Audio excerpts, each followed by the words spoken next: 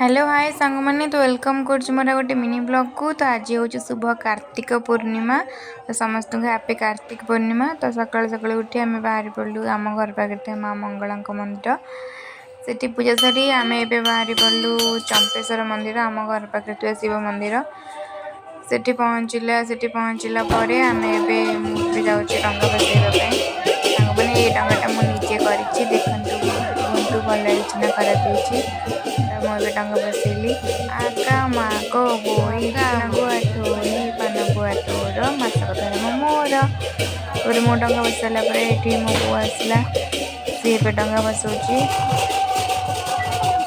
तापर ये देखो यहाँ आम मंदिर होता जो बहुत डंगा सब बड़ डंगा यहाँ पूजा होती डंगा बसा हो।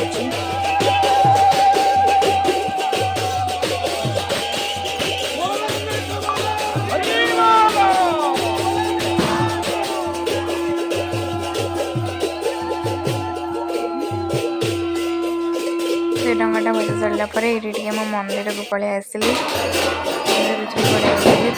देखु एत सुंदर मूर्ज पकई हैप्पी कार्तिक पूर्णिमा लिखाई बहुत सुंदर देखा मंदिर आरती हो आरती पाई सारापर ये देखु मोर ये सुंदरी सुंदरी सांग मैंने देखा